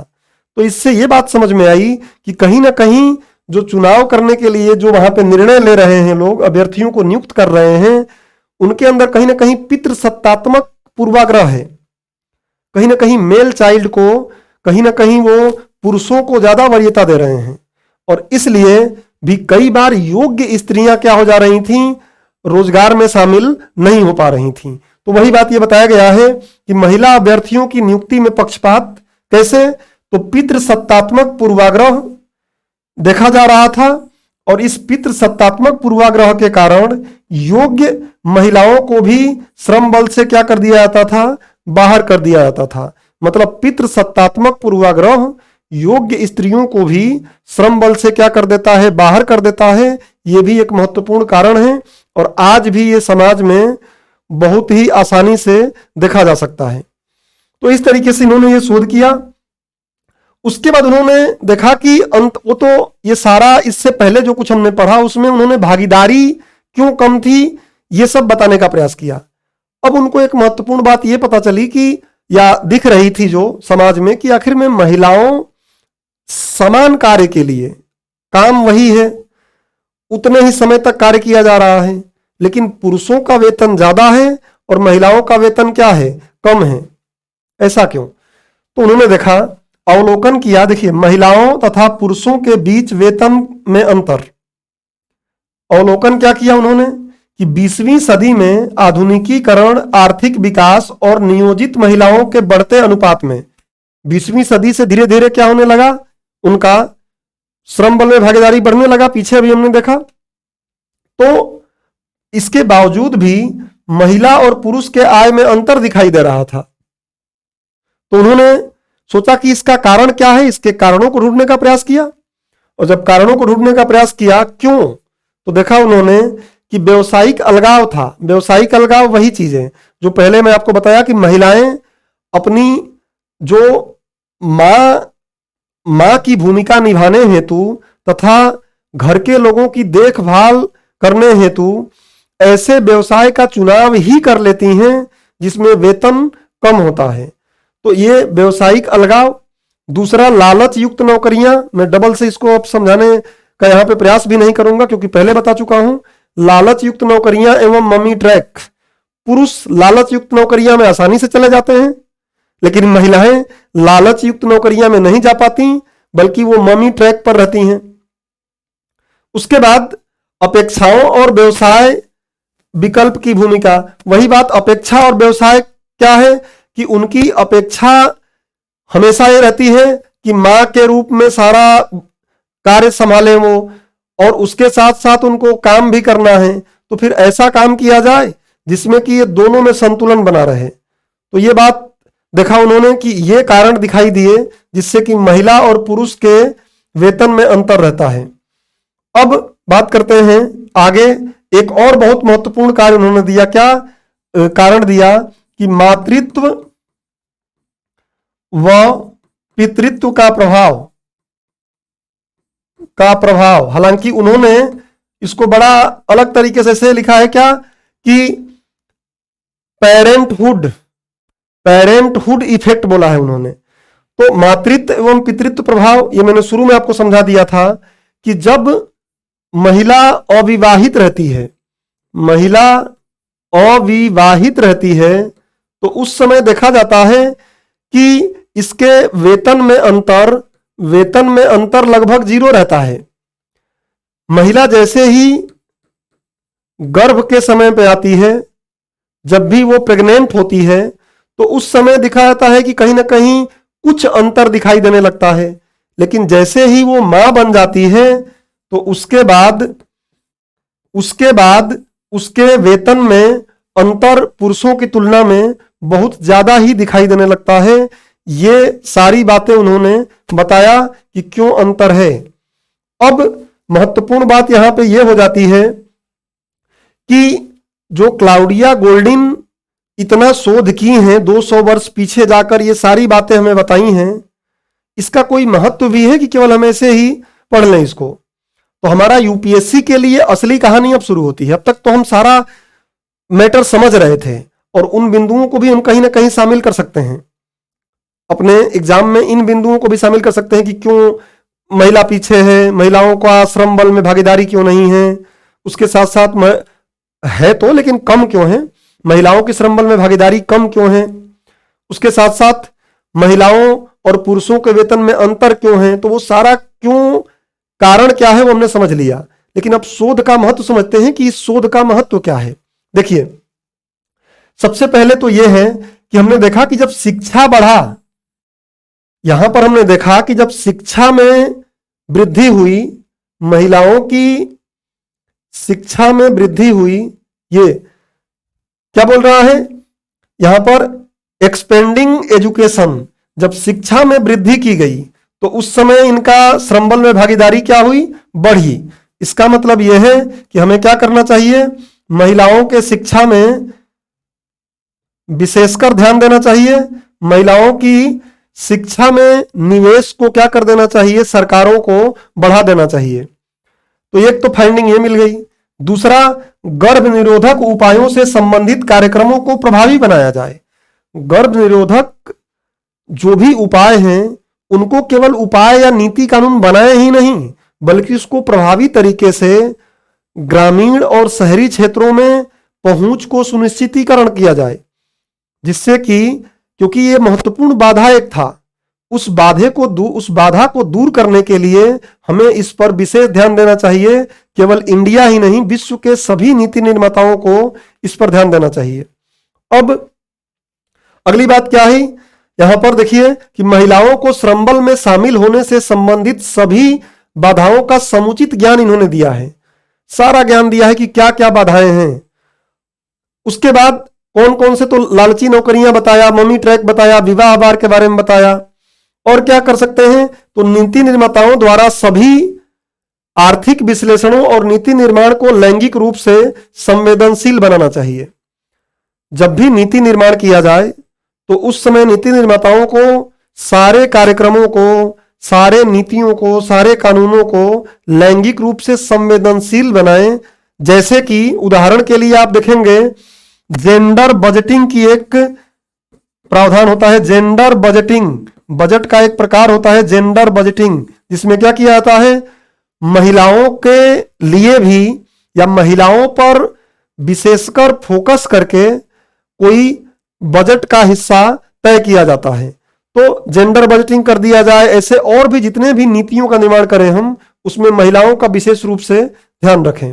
अभी हाल ही में लोकसभा में प्रतिनिधित्व को बढ़ाने के लिए हमने देखा कि भारत में कानून भी पास किया गया, तो वो भी इसमें आ सकता है। तो ये रहा इनके शोध का महत्व, क्योंकि उन्होंने सारा कुछ हमें जितनी भी बाधाएं होती हैं उसके बारे में बता दिया। उन बाधाओं में कुछ था लालची नौकरियां, मनी ट्रैक, विवाह भार। इस शोध के महत्व से हम ये समझ रहे हैं कि जब ये ज्ञान हमें दे दिया तो इस ज्ञान का प्रयोग कैसे करें। तो महिला शिक्षा में निवेश बढ़ा दें, गर्भ निरोधक गोलियों या गर्भ निरोधक उपायों को और प्रभावी बना दिया जाए। नीति निर्माण जब भी किया जाए तो उसको लैंगिक रूप से संवेदनशील कर दिया जाए। तो ये इस शोध का महत्व है। अब बात आती है कि आपको पता है वर्ष 2030 तक हमें सतत विकास लक्ष्यों को प्राप्त करना है। सतत विकास लक्ष्यों को प्राप्त करना है। सतत विकास लक्ष्यों को प्राप्त करना है।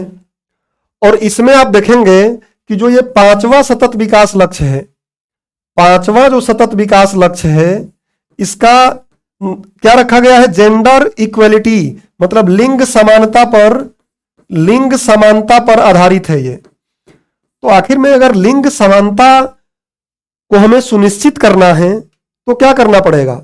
लिंग समानता को सुनिश्चित करने के लिए महिला और पुरुष के जितने भी अंतर हैं, चाहे वो श्रम बल से संबंधित है, चाहे उनके वेतन में अंतर से संबंधित है, चाहे उनके साथ और भी अलग अलग नीतियों पर जो भेदभाव किया जा रहा है, जैसे जो हमारा संसद है या फिर अन्य देशों का जो विधायिकाएं हैं उनमें उनका प्रतिशत कहीं कम है। तो इस प्रकार की जितनी भी चीजें हैं सबको क्या करना है, लैंगिक रूप से समान कर देना है। महिला और पुरुष के अंतर पर कोई भी चीज दिखाई नहीं देनी चाहिए। तो इसके लिए जरूरी है कि इस क्लाउडिया गोल्डिन का जो शोध है, इस शोध में जो कुछ भी बातें वो उल्लिखित करती हैं उनको दूर करने का, उन बाधाओं को दूर करने का प्रयास किया जाए। तो ये तो 5वां हो गया। 10वां भी आप देखिए। अच्छा, 5वां जो हमारा जेंडर इक्वलिटी बोलता है, अर्थात लिंग समानता, ये पूरा क्या हमको बोलता है, ये बोलता है कि जो महिलाएं और लड़कियां हैं उनको पुरुषों के स्तर पर समान रूप से सारे चीजें प्रदान किया जाए, और वो करने के लिए क्लाउडिया गोल्डिन का जो शोध है वो काम करेगा। अब 10वां जो है ये क्या है, तो ये बोल रहा है कि रिड्यूस्ड इनइक्वालिटी, असमानताओं को दूर करना। 10वां क्या बोल रहा है कि असमानताओं को दूर करना, असमानताओं को दूर करना। अब समझिए कि असमानताओं को दूर करने का मतलब क्या है यहां पे। तो ये इसमें जो बोला गया है, ये कहा गया है कि देश के अंदर जितने भी प्रकार की असमानता हैं, चाहे वो पुरुष के बीच में हो, चाहे वो जाति के बीच में हो, चाहे वो किसी भी प्रकार की असमानता है, उसको दूर करो। और पूरे देश में, वर्ल्ड में जो असमानताएं हैं देशों के बीच में, उसको भी दूर किया जाए।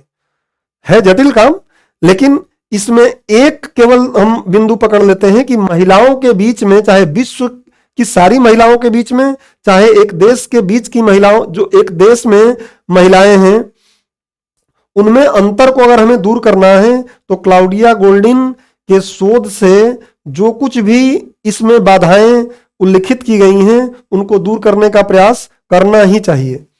और इसके अलावा अगर ऐसा हम कर लेते हैं तो आप देखेंगे कि सब कुछ कनेक्टेड है आपस में। इससे गरीबी भी दूर होगा। महिलाएं जब श्रम बल में शामिल होंगी, कार्य करेंगी, तो उससे क्या होगा, उनके आय का स्तर बढ़ेगा, गरीबी भी दूर होगा। ये यहां भी जीरो हंगर, तो इससे भूख की समस्या भी खत्म होगी। इससे अगर आप देखेंगे तो अगर ये काम करेंगे तो हम क्वालिटी एजुकेशन लाना पड़ेगा। क्वालिटी एजुकेशन अगर आएगा तभी ये चीजें सही होंगी। उसके बाद हेल्थ में भी जुड़ जाएगा, तो ऐसे तो हर जगह जुड़ जाएगा, यहां भी जुड़ जाएगा। Decent work and economic growth, उचित कार्य मिले महिलाओं को, और उचित कार्य मिलेगा तभी इकोनॉमिक ग्रोथ होगा, तभी आर्थिक समृद्धि होगी। तो इस तरीके से आप और भी जगहों पर इसको जोड़ सकते हैं। मुख्य रूप से जहां उल्लिखित है वो मैंने बता दिया कि सतत विकास लक्ष्य 5 में एकदम स्पष्ट रूप से उल्लिखित है, और बाकी 10 में भी हम समानताओं की बात करते हैं।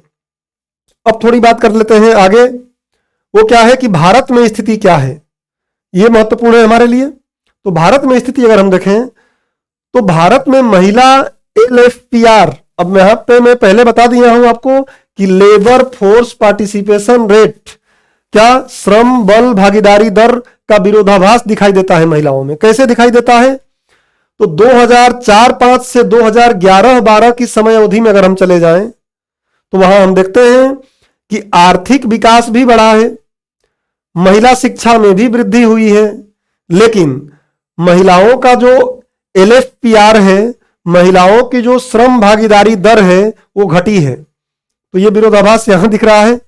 अब देखिए वेतन विषमता अगर हम देखें, मैं कुछ आंकड़े आपको यहां दे रहा हूं जिससे आप बातों को भली भांति समझ सकें। पहला क्या, वेतन विषमता अगर हम देखें तो 25 से 64 वर्ष की अगर महिला 25 से 64 वर्ष के महिलाओं की अगर हम बात करें तो महिलाओं के लिए टोटल विषमता कितनी है, आय में 30% की विषमता दिखाई देती है।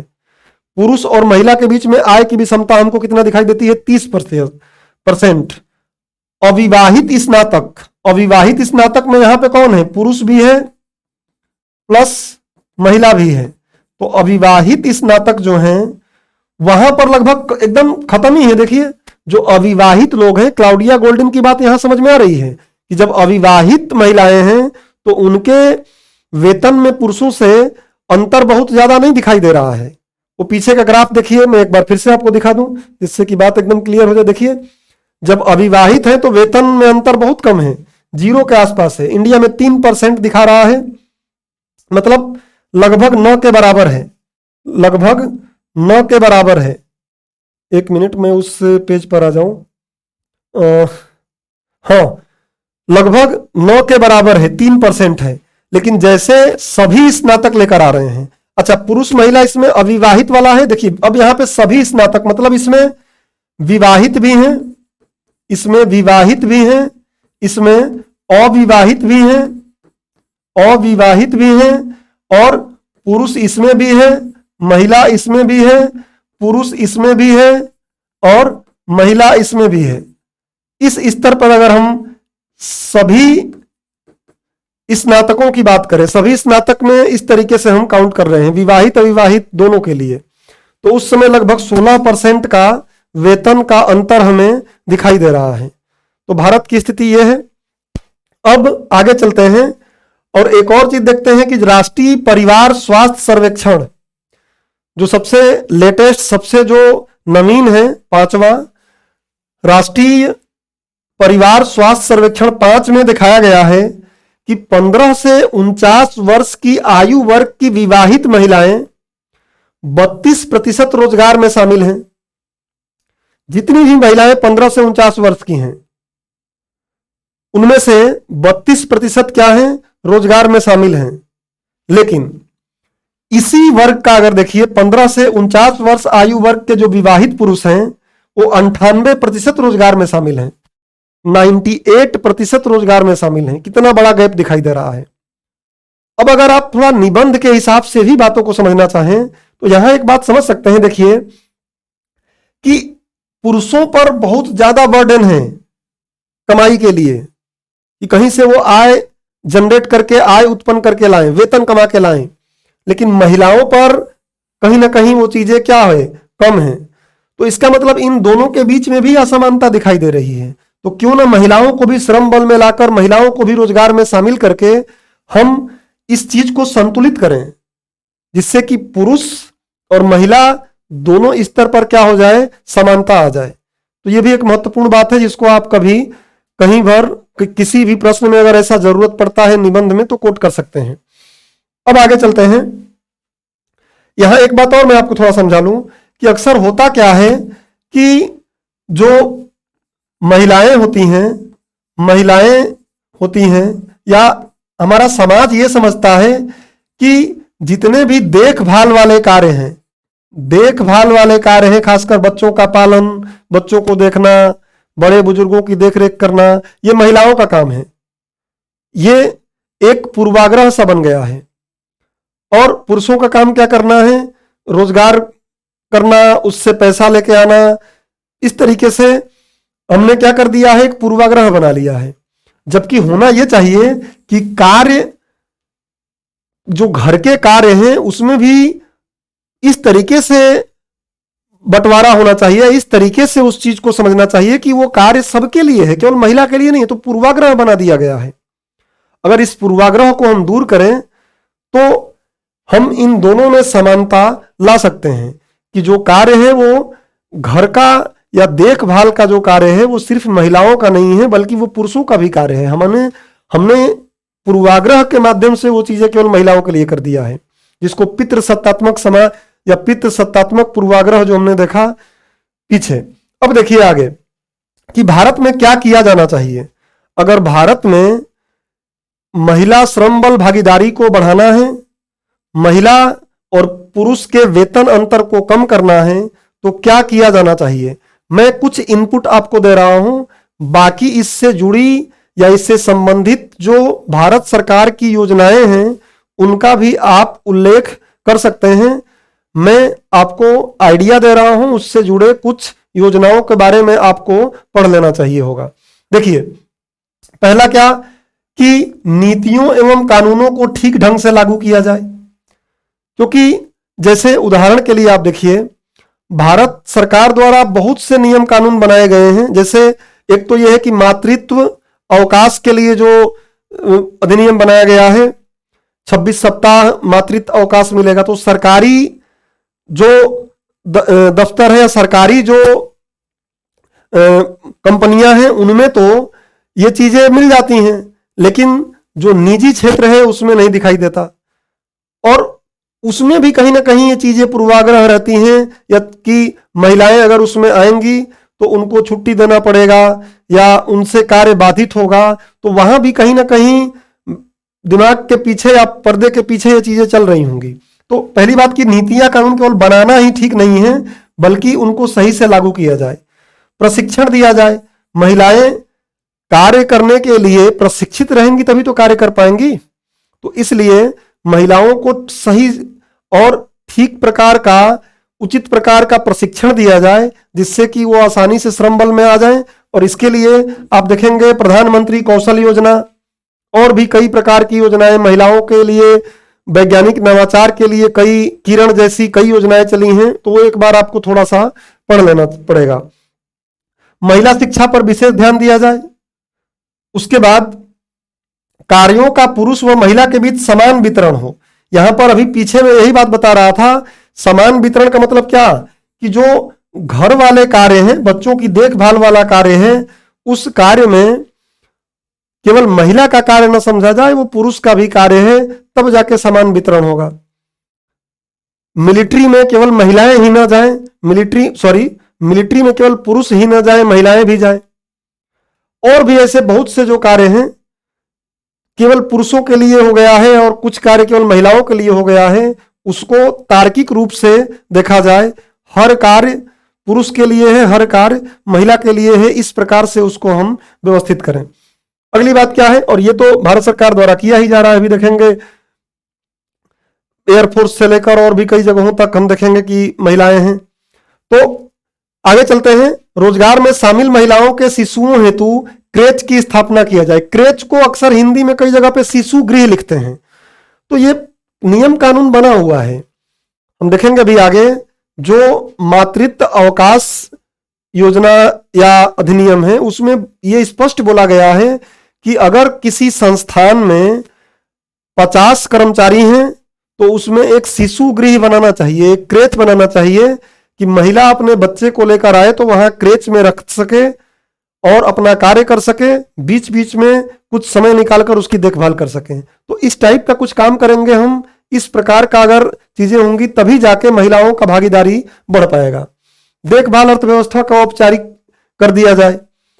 देखभाल अर्थव्यवस्था को मुद्रीकृत अर्थव्यवस्था में लाया नहीं जा रहा है या गिना नहीं जाता, इस पर इस बार क्वेश्चन भी आया। तो हमें विभिन्न प्रयासों के माध्यम से क्या करना चाहिए, देखभाल अर्थव्यवस्था को औपचारिकरण कर देना चाहिए प्लस उसको मुद्रीकृत कर देना चाहिए। तो ये इस बार का प्रश्न भी था इस पर, और कभी अन्य किसी मुद्दे पर जब हम लोग करेंगे और उसमें यह आएगा तो थोड़ा ज्यादा इस पर फोकस करेंगे। ग्रामीण अर्थव्यवस्था को मजबूत किया जाए, क्योंकि ग्रामीण अर्थव्यवस्था के स्तर पर भी हमको ध्यान देना जरूरी है। वहां पर उसको मजबूत करेंगे तब भी महिलाओं की भागीदारी क्या होगी, और ज्यादा बढ़ेगी। गर्भ निरोधक उपायों को हर वर्ग तक पहुंच हो जाए, हर वर्ग इट मीन्स ग्रामीण, इसका मतलब यह है कि ग्रामीण, शहरी, इस प्रकार के हर क्षेत्रों तक इसकी सुलभ पहुंच हो जाए, जिससे कि गर्भ निरोधक उपायों का प्रयोग किया जा सके दंपतियों द्वारा। उसके अलावा ये सब तो नीतियां अपनानी चाहिए, इस प्रकार के कार्य भारत को करने की जरूरत है। अब बात यह आती है कि क्या भारत ने इस क्षेत्र में प्रयास किया है या नहीं किया है। देखते हैं क्या किया है, भारत के संदर्भ में क्या प्रयास रहा है, इस बात को थोड़ा ध्यान से समझ लेते हैं। भारत में पुरुष महिला हेतु समान वेतन सुनिश्चित करने वाले प्रावधान क्या क्या है, देखिए। पहले तो संविधान में हमारे प्रावधान है। संविधान का प्रावधान क्या है, तो अनुच्छेद 39D, अनुच्छेद भारतीय संविधान का अनुच्छेद 39D जो नीति निर्देशक तत्व, राज्य के नीति निर्देशक तत्व के तहत आता है, उसमें स्पष्ट बोला गया है कि समान कार्य हेतु समान वेतन मिलना चाहिए। मतलब ये कहता है कि राज्य को अपनी नीतियां इस प्रकार से निर्मित करनी चाहिए, बनानी चाहिए, जिससे कि पुरुष और महिला को समान कार्य हेतु समान वेतन मिले। तो एक बात तो यह है। अनुच्छेद 42 क्या बोलता है, अनुच्छेद 42 ये बोलता है कि कार्य की उचित और मानवीय स्थिति रहे, जो कार्य हो उचित हो, उसमें मानवीय स्थिति रहे, शोषण न हो किसी का। उसके साथ साथ मातृत्व राहत को सुनिश्चित करने का प्रयास राज्य को करना चाहिए, और राज्य ने किया भी है, कानून बनाया है। देखेंगे आगे, यहां पे देखिए, ये मातृत्व लाभ अधिनियम 1961 में बना था, 2017 में इसमें संशोधन किया गया। पहले 12 सप्ताह का मातृत्व अवकाश मिलता था, और अब कितने का, 26 सप्ताह का मिल रहा है। खैर, टॉपिक पे आ जाए पहले, तो 42 में यह बात कही गई है। और अनुच्छेद 15(1) और अनुच्छेद 15(2) में क्या बोलता है हमारा संविधान, कि उसमें कई बातें उसने बोला है, लेकिन हम एक बात जो अपने काम की यहां निकालते हैं कि लैंगिक स्तर पर कोई भी भेदभाव नहीं होना चाहिए। तो लैंगिक स्तर पर अगर हम वेतन में अंतर का भी अगर कुछ कर रहे हैं तो ये भी क्या है, लैंगिक स्तर पर भेदभाव हो रहा है। तो हमारा संविधान ही अपने आप में इस चीज को बचा रहा है, इस चीज पर बल दे रहा है। बस इस पर इसको सही तरीके से लागू करना हमारे लिए महत्वपूर्ण है। अब बात आती है, समान पारिश्रमिक अधिनियम 1976 में बना, इसीलिए कि महिला और पुरुष को समान वेतन दिया जा सके। और यह अधिनियम सभी कंपनियों पर लागू होता है, चाहे वो निजी रहे चाहे सार्वजनिक, निजी रहे या सार्वजनिक, और नियमित और संविदा दोनों कर्मचारियों पर लगता है, चाहे वो उस क्षेत्र के नियमित कर्मचारी हो या फिर संविदा आधारित हो, दोनों पर यह नियम लगता है। बस इसको प्रभावी बनाने की और जरूरत है, जो पीछे हमने पढ़ लिया। अब अगला आता है मातृत्व लाभ अधिनियम।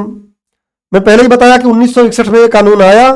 पहले मातृत्व अवकाश 12 सप्ताह मिलता था सवैतनिक, ठीक है, और 26 सप्ताह अब कर दिया गया है 2017 से।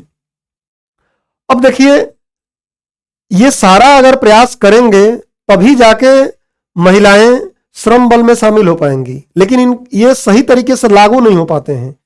जो सार्वजनिक क्षेत्र है वहां तो सही से लागू हो जाते हैं, लेकिन निजी क्षेत्रों में इनका सही तरीके से या प्रभावी तरीके से इनको लागू नहीं किया जा रहा है। अब आगे बात करते हैं कार्यस्थल पर महिलाओं का यौन उत्पीड़न रोकथाम निषेध व निवारण अधिनियम 2023। कई बार ये रहता है कि महिलाएं जब कार्य करने जा रही हैं तो कार्यस्थल पर उनके साथ ऐसे शोषण होता है, यौन उत्पीड़न होता है, तो उसको भी हटाने के लिए, उसको भी समाप्त करने के लिए हमारे देश में कानून है। महिलाओं के साथ कोई इस तरीके का भेदभाव ना हो और इसके लिए नियोक्ता को एक शिकायत तंत्र की स्थापना करनी पड़ती है और उस तंत्र के माध्यम से इस चीज को सुनिश्चित करना होता है कि महिला के साथ कार्यस्थल पर कोई भी शोषण या यौन उत्पीड़न जैसे व्यवहार न हो। तो भारत के द्वारा बहुत सी ऐसी चीजें की जा रही हैं और भी चीजें की जानी चाहिए जिससे कि महिला भागीदारी और को बढ़ाया जाए और महिला और पुरुष के वेतन अंतर को कम किया जाए। उसके साथ साथ आप देखेंगे तो भारत में, अभी मैं पीछे बता ही दिया कि गर्भ निरोधक गोलियों या गर्भ निरोधक उपायों को बहुत पहले से लागू किया जा रहा है और इसके लिए नीतियां भी बनाई गई हैं। अब हम लोग इस लेक्चर को पूरा पढ़ लिए हैं तो एक बार प्रश्न की तरफ चलेंगे, देखेंगे कि प्रश्न इससे प्रारंभिक परीक्षा में क्या संभावित पूछा जा सकता है, मुख्य परीक्षा का संभावित प्रश्न क्या आ सकता है, और उसके बाद इस लेक्चर को हम लोग यहीं पर विराम देंगे। तो देख लेते हैं क्या है। ये प्रश्न मैंने खुद फ्रेम किया है और वो यूपीएससी की परीक्षा के मानकों के एकदम अनुरूप है। जिस प्रकार यूपीएससी प्रश्न पूछती है ठीक उसी प्रकार के प्रश्न यहां पर बनाए गए हैं। देखिए, प्रारंभिक परीक्षा है तो संभावित प्रश्न एक मैंने दिया है। अब ध्यान से सुनिएगा और इसका आंसर देने का प्रयास करिएगा कि इसका आंसर आप दे पा रहे हैं या नहीं दे पा रहे हैं। निम्नलिखित कथनों पर विचार कीजिए। आर्थिक समृद्धि एवं आर्थिक विकास के साथ साथ श्रम बल में महिलाओं की भागीदारी अनिवार्य रूप से बढ़ती है। दूसरा कथन, भारतीय संविधान में पुरुष व महिला हेतु समान कार्य के लिए समान वेतन की बात की गई है। अगला, गर्भ निरोधक उपायों की श्रम बल में महिलाओं की भागीदारी को बढ़ाने में महत्वपूर्ण भूमिका रही है। नीचे बोला है कि उपरोक्त कथनों में से कितने कथन सत्य हैं। कितने कथन सत्य हैं, जैसा कि 2023 में मैक्सिमम क्वेश्चन इसी पर आधारित थे, इसी प्रकृति के थे। केवल एक, केवल दो, केवल तीन, उपरोक्त में से सभी तीनों, उपरोक्त में से कोई नहीं। तो इसका सही आंसर क्या होगा देख लीजिए। यह गलत क्लाउडिया गोल्डिन ने ही सिद्ध कर दिया है कि आर्थिक समृद्धि और आर्थिक विकास से अनिवार्य रूप से जो महिला भागीदारी है श्रम बल में वो बढ़ेगी, यह आवश्यक नहीं है। तो यह गलत हो गया। यह हमने देखा कि संविधान में की गई है ऐसी बात, और गर्भ निरोधक गोलियों की भूमिका है ऐसा क्लाउडिया गोल्डिन के शोध में ही पता चलता है। तो केवल दो इसका सही आंसर हो जाएगा। उम्मीद करता हूं कि एकदम क्लियर कट इसका आंसर आपको समझ में आया होगा। और अब मुख्य परीक्षा के लिए जो मैंने प्रश्न फ्रेम किया है, प्रश्न जो मैंने बनाया है, इसका उत्तर आप लिखने का प्रयास भी कर सकते हैं। लिख के देखिएगा। विगत 2 शताब्दी में औद्योगिकरण एवं सेवा क्षेत्र के उदय के कारण आर्थिक समृद्धि एवं आर्थिक विकास के बढ़ने के बावजूद भी महिलाओं की श्रम बल में भागीदारी सतत रूप से नहीं बढ़ी है। कैसे बढ़ी है? यू आकार में। वो सब हमने पढ़ लिया है। इस हेतु जिम्मेदार कारणों का उल्लेख करते हुए भारत द्वारा इस संदर्भ में किए गए प्रयास पर प्रकाश डालिए। 250 शब्दों में भी लिखने का प्रयास करिएगा। 15 अंक का ये प्रश्न रहेगा और ऐसे प्रश्न नोबेल पुरस्कार पर सीधे नहीं बल्कि थोड़ा सा उसी आइडिया को लेकर हमसे प्रश्न पूछे जाते रहे हैं यूपीएससी में, इसलिए इस प्रकार के प्रश्न संभावित है। वर्ष 2023 में जो प्रश्न आया था वो उसके लिए भी कई आपको यहां से मैटर मिले होंगे। कुछ चीजों को आप समझ सकते हैं कि देखभाल अर्थव्यवस्था और मुद्रीकृत अर्थव्यवस्था के बीच अंतर कीजिए। देखभाल अर्थव्यवस्था जिसमें पैसा नहीं है, जिसमें पैसा मिलता ही नहीं है और मिलता भी है तो बहुत कम मिलता है। मुद्रीकृत अर्थव्यवस्था जिसमें पैसा जो मिलता है उसकी गणना आसानी से किया जा सकता है। अंतर कीजिए महिला सशक्तिकरण के द्वारा। देख रहे हैं ना, महिला सशक्तिकरण। तो महिलाओं का सशक्तिकरण के लिए बहुत से बिंदु हमने यहां पढ़ा। महिला सशक्तिकरण के द्वारा देखभाल अर्थव्यवस्था को मुद्रीकृत अर्थव्यवस्था में कैसे लाया जा सकता है। तो इन प्रश्नों का उत्तर दे सकते हैं आप। और नोबल पुरस्कार पर जो हमारी सीरीज चल रही है उसके 5 लेक्चर हो गए हैं।